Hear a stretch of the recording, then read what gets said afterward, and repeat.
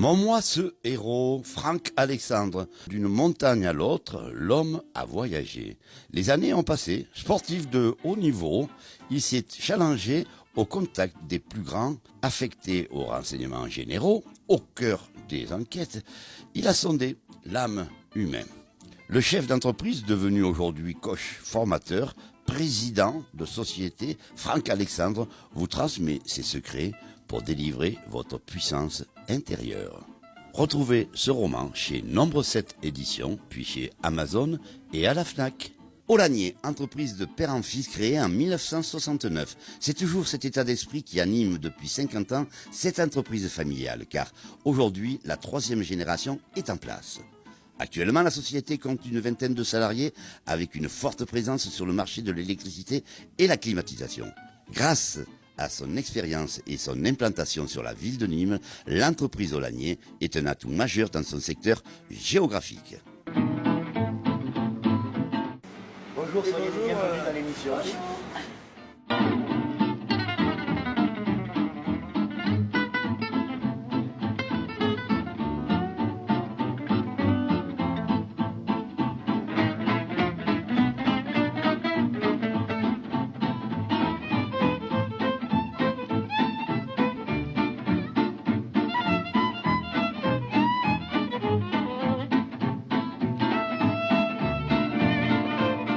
Bonjour à toutes et bonjour à tous, soyez les bienvenus dans l'émission Tête à Tête. Merci de nous être toujours aussi fidèles et de plus en plus nombreux à suivre nos entretiens au restaurant Le W chez Alain Moulin. La semaine prochaine, nous recevrons David Tébib, candidat pour les élections municipales de mars prochain. Toujours du haut de ses 195 cm, il est là, à la vision, à la réalisation bébé, notre Benjamin Baron. Avec sa feuille de dessin, toujours vierge pour le moment, notre caricaturiste Michel Monteil et nos invités repartiront avec leurs dessins. Amélie Paillet, la maquilleuse, essaiera de nous rendre plus éclatants à l'écran et France Pellicano à la photo. Il est grand temps pour le moment, pour moi, de rejoindre nos invités. Vincent Bouget du Parti communiste et tête de liste de Nîmes Citoyen à gauche et de son binôme Jo Menu. L'indifférence, elle a rompu et corrompu même l'enfance. Un homme marche, tombe, crève dans la rue et bien personne ne l'a vu. L'indifférence, à la suite de la découverte de ce pauvre homme décédé dans son appartement depuis 5 ans à Val-de-Gour. C'est une chanson qui a 44 ans, l'interprète est Gilbert Bécaud. Comme quoi rien n'a changé. Malheureusement, il y a beaucoup de choses qui n'ont pas changé. Exactement, hélas. Jo Menu, bonjour, sois la bienvenue dans l'émission. Merci. Parle suffisamment fort. Oui, il ne faut pas trop me le dire, parce que j'ai tendance à parler beaucoup et fort. Vincent Bouget, bonjour également. Bonjour Patrick. Vincent, sois la bienvenue également dans l'émission. Maintenant, tu en as l'habitude. Ça fait au moins la 3e fois que nous te recevons. C'est ça, oui. Parfait. Alors, avant que ne débute justement cette émission, j'ai une question au professeur d'histoire géo à poser. Nous venons de fêter ce triste anniversaire des 75 ans de la libération du camp des survivants d'Auschwitz. Et l'enfer de cette période, où près d'1 million de juifs furent tués et bien d'autres. Alors, en tant que professeur d'histoire, est-ce que cela est au programme de tes élèves ? Oui, c'est la Seconde Guerre mondiale, la déportation, et même maintenant la mémoire de la Seconde Guerre mondiale, c'est des choses qui sont enseignées, mais ça fait très longtemps qu'ils sont enseignés. Et moi, c'est une période que j'aime enseigner. Je participe notamment à l'organisation du concours national de la résistance et de la déportation. Et j'aime y faire participer mes élèves.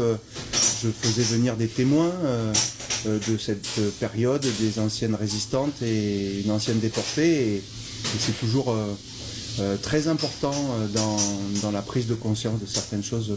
Quel âge ont tes élèves ? C'est des lycéens. Des lycéens. Des lycéens, donc entre 15 et 18. Donc ils ont un intérêt justement à cette période de l'histoire. Oui. C'est toujours des périodes marquantes. Et donc oui, ça fonctionne bien. Toi, Jo, en tant qu'institutrice, je ne pense pas que vous l'abordiez, ce problème-là.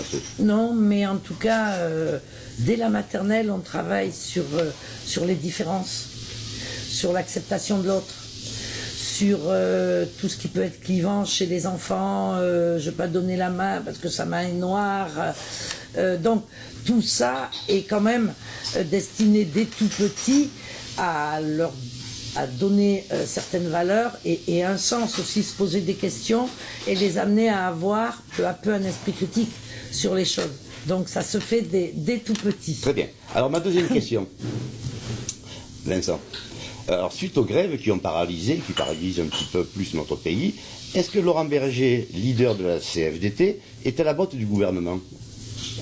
Il est assez complaisant sur la réforme, en tout cas c'est notre analyse, et aujourd'hui le système, la réforme qui est proposée et qui va passer en force avec un texte un peu à trous puisque beaucoup de choses seront décidées après coup par ordonnance, c'est une très mauvaise réforme pour les Français puisqu'elle va conduire à soit augmenter la durée de travail, l'allongement de la durée du travail, et en même temps à baisser le niveau des pensions. Et je crois qu'aujourd'hui dans le pays, on n'a pas besoin de ça pour des millions de personnes.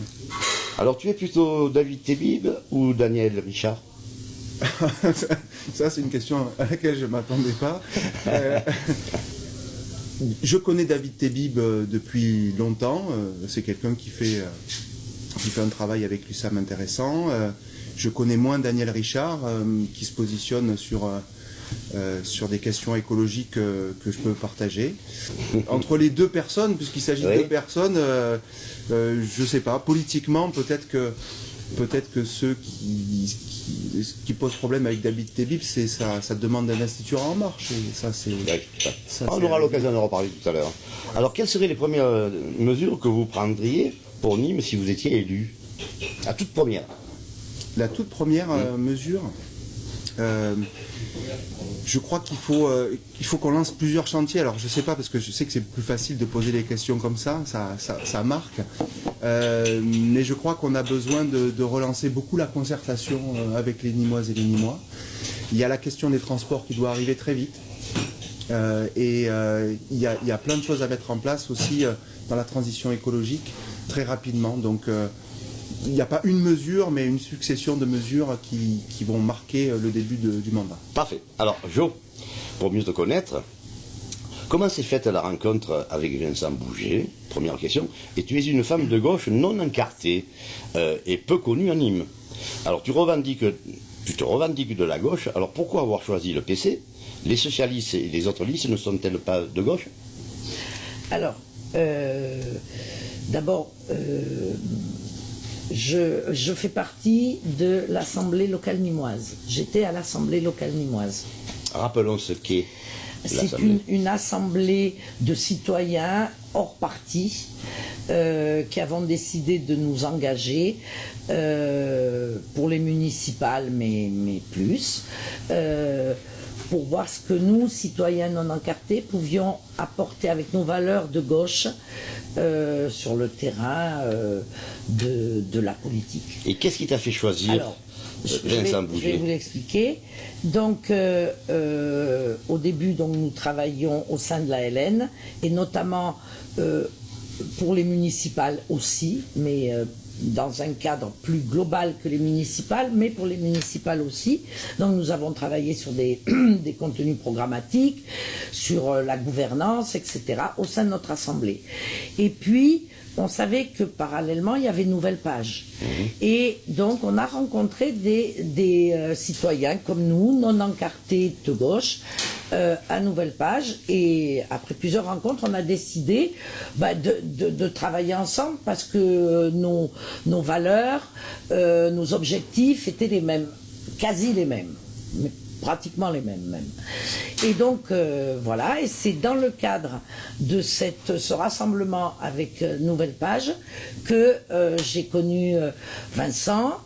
À l'époque, il y avait d'autres partis aussi, puisqu'on œuvrait quand même au rassemblement Vincent, de la gauche. Paul, et c'est ainsi que j'ai eu le plaisir de connaître Vincent.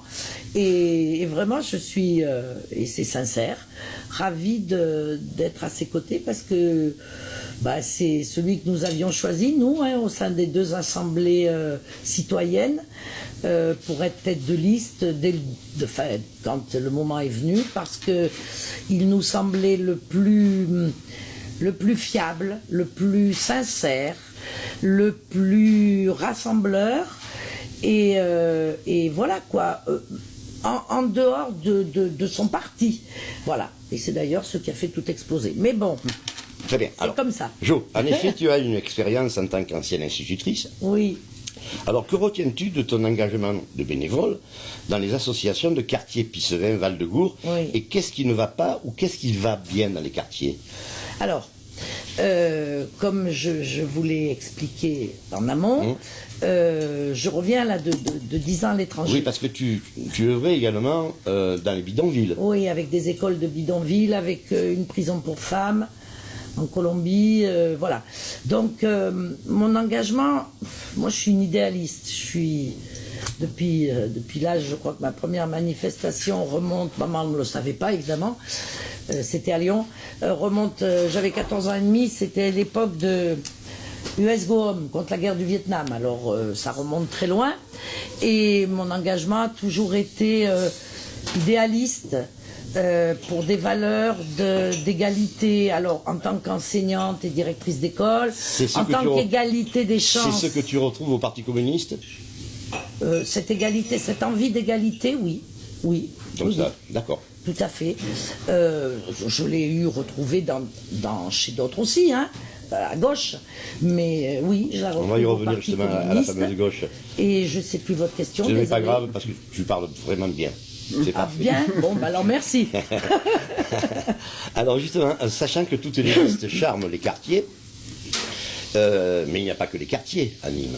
Parce que c'est vrai que toutes les listes charment les quartiers. Oui, je ne vous ai pas répondu sur les Que quartiers. pensez-vous, mais on va y revenir, que pensez-vous et qu'allez-vous faire pour le centre-ville par exemple, pour le redynamiser et ne serait-ce qu'à la sécurité? Alors oui, qu'est-ce qui ne va pas dans les quartiers? Ben, ça se paupérise de plus en plus. Moi, j'y ai travaillé quand même 30 ans dans les quartiers. Hein. D'abord comme remplaçante, après j'ai été enseignante à l'école Vallon, puis directrice d'école à l'école Vallon, puis directrice d'école à l'école Courbet, donc Pissevin, Val-de-Gour. J'ai beaucoup travaillé avec les associations de quartier, avec les institutions de quartier, assistantes sociales, psychologues, etc., CMPP, etc. Donc, en toute modestie, je connais bien quand même, c'est pas rien toutes ces années. Et j'ai quitté déjà des quartiers pauvres où l'égalité des chances était de plus en plus difficile à mettre en place. Je crois beaucoup en l'ascenseur social. Parce que mon père, pour ne pas le citer, qui est décédé, mais est un produit de l'ascenseur social. Et je crois que ça m'a beaucoup déterminé dans mon métier d'enseignante, d'œuvrer justement de donner plus à ceux qui avaient le moins. Parfait. Voilà. Vincent, alors quelle serait votre politique sociale vis-à-vis des quartiers? Bon, il y a beaucoup de choses à faire.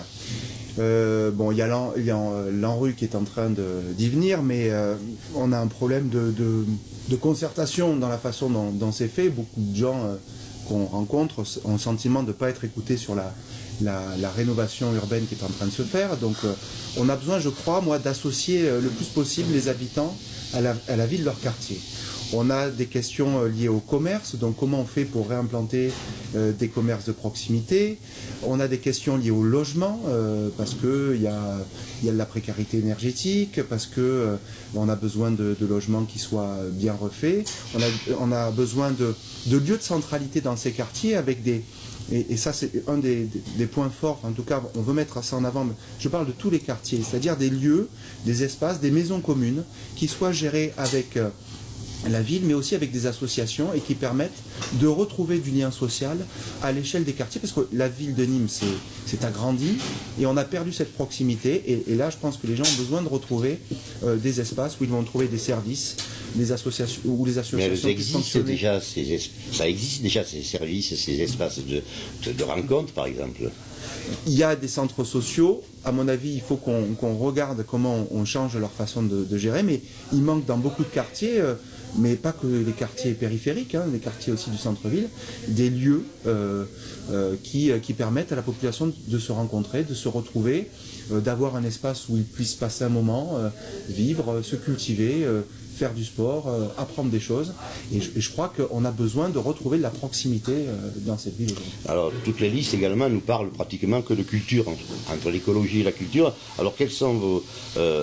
et de son accès pour tous, justement. Quelles sont vos propositions sur la culture, justement? je voulais juste, Oui. si vous permettez, Mais on le permet. rebondir Tout est sur permis ce- ici dans cette émission. pour compléter ce que disait Vincent, je suis tout à fait d'accord avec ce qu'il vient de dire. Je voulais juste compléter avec le fait qu'on est une société, me semble-t-il, de plus en plus individualiste. Ça fait déjà quelque temps que ça Oui, dure. Mais je trouve qu'il y a un repli sur soi des gens et que c'est indispensable de recréer, c'est ce que disait Vincent en d'autres termes, mais c'est la même chose, du lien social, recréer du collectif, comment on peut gagner, comment on peut avancer, faire des choses ensemble, parce que seul on n'y arrive pas. Voilà ce en quoi je crois. Il y a quand même eu dans le passé, même maintenant, des éducateurs. Oui. Mais Est-ce que ça a été probable? Est-ce que ça a été une réussite? Est-ce que ça a été une réussite ou un échec? Ça marchait mieux quand Mais il y en oui. avait plus. Bon, aujourd'hui, on a besoin de médiateurs aussi C'est dans ça. ces quartiers. On a besoin de personnes. Il y a déjà des associations qui font un boulot énorme, qui suppléent un petit peu aux politiques publiques qui manquent. Hein. On a besoin de médiateurs dans les quartiers. On a besoin de s'occuper de la jeunesse de ces quartiers, de trouver des formations. Il y a plein de pistes possibles pour leur permettre de se projeter dans une vie, parce que c'est aujourd'hui ça qui manque. Hein. Et la police était très impliquée, me semble, dans les... Moi j'ai connu, Beaucoup plus. je l'ai connu, et toi aussi sans doute Vincent, dans les écoles des quartiers où j'ai travaillé à Nîmes pendant tant d'années. Il y a eu une époque qui s'est arrêtée en 2002, il faut bien le dire, où on travaillait en étroite collaboration avec la police de proximité qui passait chaque semaine dans l'école et qui nous demandait ce qui s'était passé, qui travaillait avec les associations, qui travaillait avec les jeunes. Il y avait des problèmes de délinquance quand même, il y avait des problèmes sociaux quand même, mais enfin, il y avait du lien, les gens se parlaient, et tout ça faisait que la violence était moindre, que nous, on travaillait les institutions en collaboration avec la police, avec la justice, etc., et que ça permettait ensemble, c'est encore ce que je vous dis, l'ensemble fait qu'on peut avancer. On ne peut pas saucissonner les secteurs. Et ce que je note, moi, aujourd'hui, dans les quartiers, c'est que les associations manquent de subventions, manquent de... Alors, si nous, à la municipalité, on peut les aider dans ce sens, quand les associations sont des associations qui proposent un travail sur des valeurs humaines, eh ben, on doit les aider. Justement, sur les valeurs humaines, Oui. ne va-t-il pas falloir éduquer les parents? Mais vous savez que c'est ce qu'on faisait déjà un peu, mais, mais- c'est dur de dire ça, éduquer les parents. Il faut quand même... Mais c'est vrai. Parce que des enfants qui ont 12 ans, qui se baladent la nuit, qui font des bêtises, Mais les parents sont responsables. Attends, qu'en penses-tu, Vincent? Après, quand on laisse des gens dans des situations sociales difficiles, quand les logements sont trop petits, quand il y a des problèmes d'emploi, etc., ça contribue à donner ça. Donc je dis pas que j'exonère personne, mais je voudrais juste dire un mot pour pas stigmatiser les quartiers. Il y a aussi beaucoup de choses très bien qui se font dans les quartiers. tout à fait. Il y a beaucoup d'actions, il y a beaucoup d'associations qui travaillent et qui font des choses formidables. Et il ne s'agit pas de stigmatiser une population en disant là, il n'y a que des problèmes. Non, il y a aussi beaucoup de jeunes qui se sont formés, qui ont des projets et il faut les aider. C'est aussi l'avenir de notre pays, toute cette population-là. Mais il ne faut pas stigmatiser et permettre à tout le monde de se réaliser.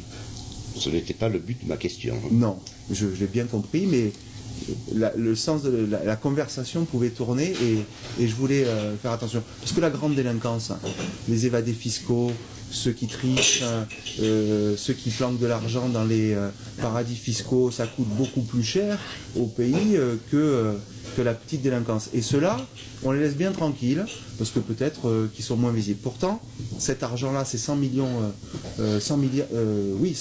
80 milliards d'euros par an, d'évasion fiscale. Si les 80 milliards d'euros par an revenaient dans le budget du pays, ben peut-être qu'on pourrait faire des choses plus intéressantes. Tu voulais rajouter quelque chose, Jo? Oui, je suis tout à fait d'accord, il ne faut pas se tromper de cible et stigmatiser des populations où bien sûr il y a des choses à rééduquer. Moi j'ai beaucoup travaillé sur le soutien à la parentalité et évidemment qu'il y a des... Mais comme tu dis, des gens qui sont dans une pauvreté extrême et dont le souci c'est de pouvoir mettre quelque chose dans l'assiette tous les jours, oui effectivement, quelquefois ils sont un peu déconnectés.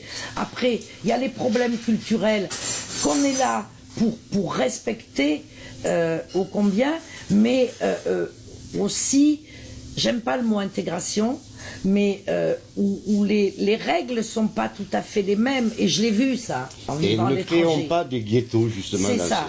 Donc c'est à nous aussi, en travaillant ensemble, tous secteurs et toutes institutions confondues, et c'est vrai ce que dit Vincent, c'est que dans les quartiers il se passe beaucoup de choses, et beaucoup de choses positives. On ne pointe que le négatif parce que peut-être que ça, c'est l'arbre qui cache la forêt. C'est plus facile de montrer la délinquance dans les quartiers que de parler des paradis fiscaux et de peut-être certains de nos dirigeants. Ou il va falloir avancer. Alors quelle est votre solution concernant l'insécurité dans les transports? Là, on y est encore. C'est une évidence. Ben, il y a ça, il y a d'autres formes d'insécurité, mais pour répondre concrètement à ça, le mieux, ça reste dans les transports d'avoir des êtres humains qui permettent que ça se passe bien dans les transports. Et je pense que si on a une politique de transport offensive, avec à la fois sur la tarification, avec un objectif qui peut aller jusqu'à la gratuité, je pense un peu comme ce que proposent les socialistes alors. Il n'y a pas qu'eux qui les proposent, c'est réalisé dans de nombreuses villes. Donc d'étudier cette question-là pour voir comment c'est possible, ça permet derrière peut-être de rajouter de l'humain. Et je pense que si les gens, les habitants de la ville sont contents de leur transport, ça leur est utile, je pense que ça sera un bien commun que tout le monde pourra s'approprier. Donc ça serait en priorité la gratuité et une communication. En tout cas, une étude sur la gratuité, je pense que ça se fait ailleurs, donc ça doit être possible. Mais il y a aussi tout le réseau à revoir, parce qu'il y a par exemple, avec le tram, la nouvelle ligne de la T2, le Val-de-Gour apparaît un peu isolé. Ce qu'ils nous disent les gens là-bas, c'est que c'est plus compliqué pour eux maintenant de se dépasser qu'avant, donc c'est quand même un souci. Il y a la question de l'amplitude horaire. Pourquoi c'est impossible d'avoir des bus qui circulent jusqu'à 10h ou minuit le soir pour permettre à tout le monde de se déplacer dans la ville? Bref, à mon avis, sur les transports en commun, comme sur les mobilités douces, on a des dizaines d'années de retard dans cette ville et dans cet tableau. Parlons un petit peu globalement de votre désaccord entre toutes ces listes de gauche. Parce que c'est vrai que ça vous a perturbé, ça perturbe tout le monde, et notamment les Limois. Parce que quelles sont les raisons justement du désaccord avec les autres listes de gauche? Et est-ce l'attrait du pouvoir qui vous a désunis? Non. Moi, je ne crois pas que ça soit ça. Moi, je crois qu'il y a une question politique derrière. C'est pas une question... C'est-à-dire la démarche que nous avons entamée depuis le début, c'est une démarche de construction citoyenne avec des gens qui venaient des partis politiques ou non et qui ont travaillé ensemble sur un contenu qui soit clairement identifié à gauche. Moi, je pense que dans la période dans laquelle on est, le ni gauche ni droite, l'absence de clarté, on voit où ça peut nous mener, y compris au niveau national. On s'est engagé là-dessus et on a continué dans la même perspective jusqu'à maintenant. Et dans la liste que nous présenterons samedi, vous verrez qu'il y a toutes les couleurs de la gauche et toutes les couleurs de la vie. Mais on s'est engagé sur le même contenu politique. Voilà, et d'autres ont fait le choix de s'engager sur un rassemblement des écologistes derrière une tête de liste qui dit qu'il est ni gauche ni droite. Voilà, nous voulons rassembler la gauche dans toutes ses dimensions, qu'elles soient sociales, écologiques, démocratiques, et nous sommes dans une reconstruction de la gauche avec une participation citoyenne, et plus qu'une participation, une prise de pouvoir citoyenne qui doit aujourd'hui exister. Bien, alors Daniel Richard justement dit: si je ne gagne pas, je démissionne de l'opposition. Est-ce que ça a eu une incidence justement sur vos choix? C'est un problème, ça. C'est la raison pour laquelle je te pose la question. C'est un vrai problème. Moi, je vois les élus aujourd'hui d'opposition de gauche au conseil municipal, au conseil d'Aglo. On travaille avec eux, avec Sylvette Fayet, Christian Bastide, Jeannie Arnegui, François Segui. C'est des gens qui ont beaucoup travaillé. Et quand on s'engage dans une élection, c'est la moindre. On peut la gagner ou on peut la perdre. Ça, c'est la règle du jeu démocratique. Mais de dire que si on la perd, on s'en va, parce que siéger dans l'opposition, ça sert à rien, pour moi, c'est un vrai problème. N'est-ce pas le fait également que la France insoumise soit dans les négociations qui vous a perturbé à gauche?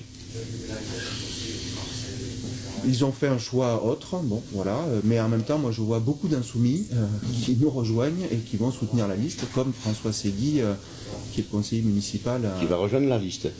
Je ne dis pas qu'il va la rejoindre, en tout cas, il a publiquement dit qu'il a Nous le soutenu. recevons dans très peu de temps, François Segui, donc il nous donnera de plus amples renseignements. Je ne veux pas parler à la place Je ne peux pas parler. des gens. Donc, présentation de la liste, elle s'effectuera où et quand?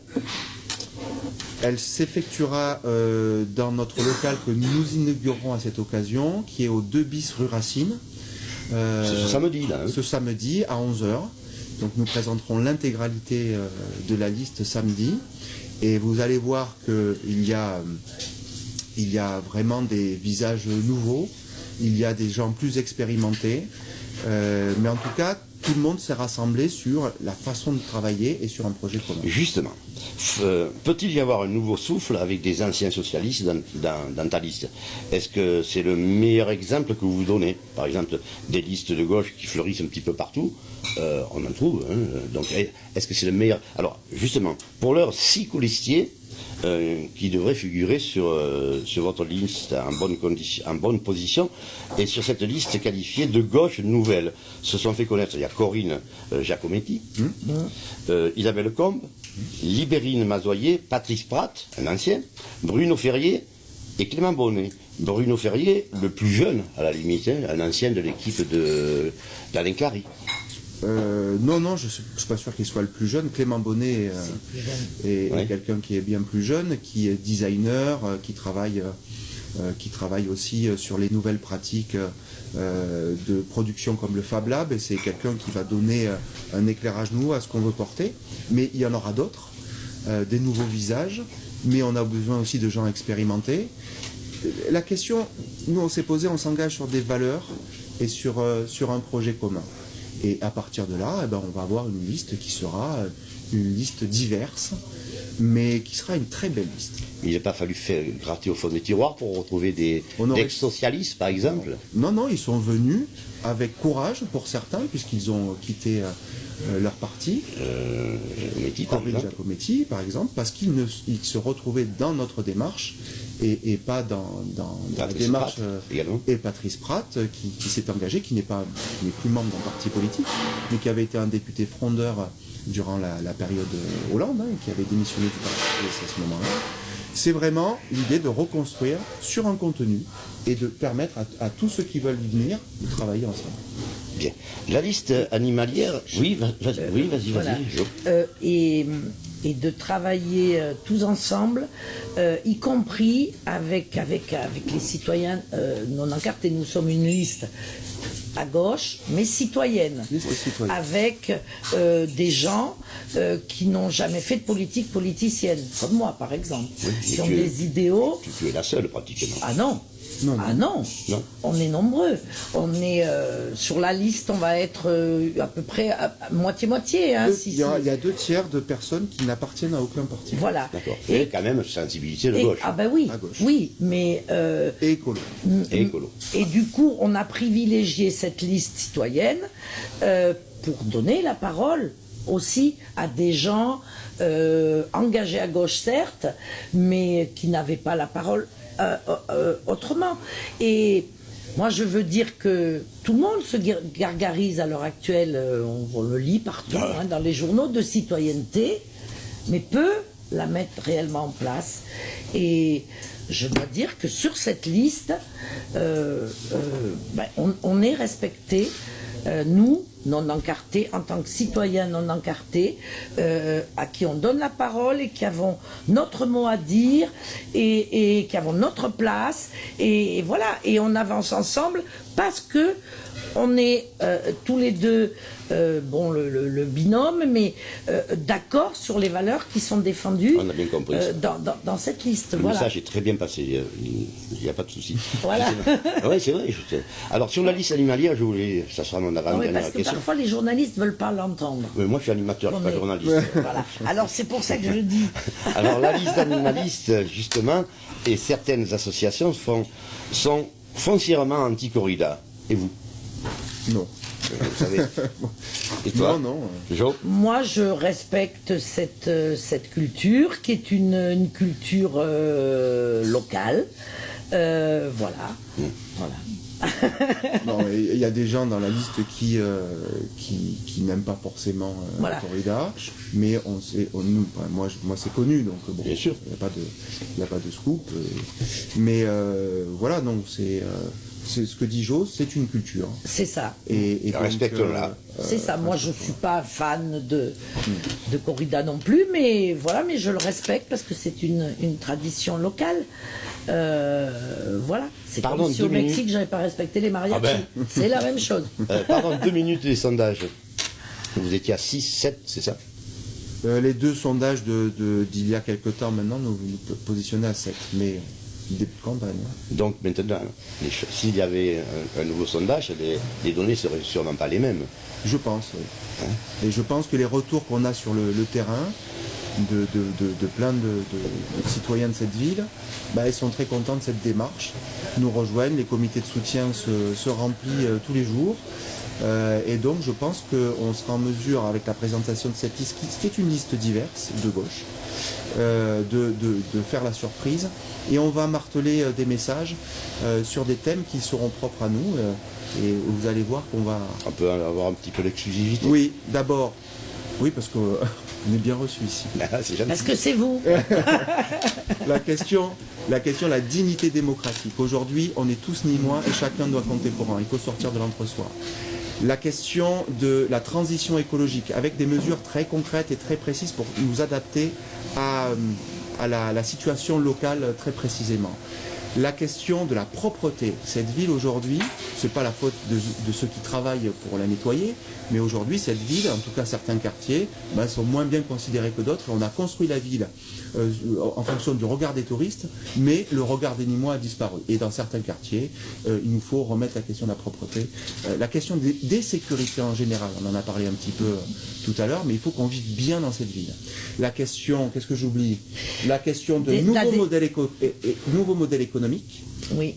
En se positionnant très fort sur un modèle économique éthique, solidaire et écologique, et on va faire des propositions. Et je crois que la démocratie participative. Voilà. C'est-à-dire que le citoyen s'approprie sa ville, mais s'approprie sa politique au sens noble du terme, et tout ce qui va avec. Voilà. Alors, un dernier mot. Si tu veux délivrer un message à nos téléspectateurs, qui sont de plus en plus nombreux. Hein.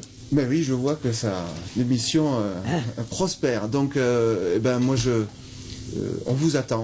On veut vous donner la parole.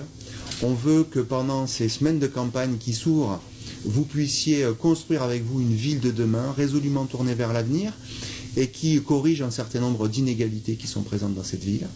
Et je suis sûr que tous ensemble, en nous donnant la main, dans la fraternité, on délivrera le 15 mars prochain et le 22 mars prochain un message d'espoir pour une ville nouvelle. Jo, on te laisse le mot de la conclusion.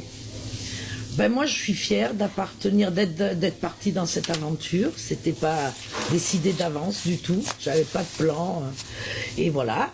Donc, je suis fière d'être partie dans cette aventure. Avec Vincent, avec tous les colistiers, et je sens en tractant, je sens en parlant avec les gens une onde d'espoir, une envie, et si cet espoir pouvait se concrétiser, pour plus de justice sociale, pour une transition écologique réelle, pour plus d'égalité, de lien social entre les gens, j'aurais apporté ma toute petite pierre à l'édifice. Parfait. Voilà. Merci à vous deux. Merci Patrick. Merci Patrick. Merci à l'équipe. Merci à vous. toute l'équipe. On est bien accueillis en tout cas. Et puis surtout, restez nous fidèles. Bye bye, à très bientôt.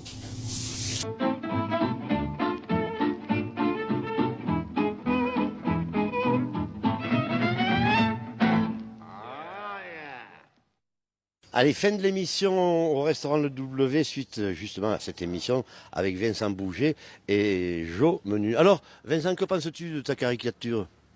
Bon, la liberté d'expression est totale et c'est très bien que ça soit comme ça. Tout le monde regrette la division de la gauche aujourd'hui, mais franchement, la tambouille, c'est pas nous. Et toi, Jo? Bah oui, je suis tout à fait d'accord, hein, toute opinion est respectable, mais je suis quand même un témoin bien placé pour dire que je trouve ça pas juste, quoi, quand même. Parce que si nous avons œuvré, si quelqu'un a œuvré au rassemblement, je crois que c'est bien nous ensemble. Et j'ai assisté à ce qui s'est passé, donc ça me fait un peu mal. Bon, ça c'est fait, ça c'est dit. Merci encore une nouvelle fois de nous rester fidèles. À très bientôt. Bye bye.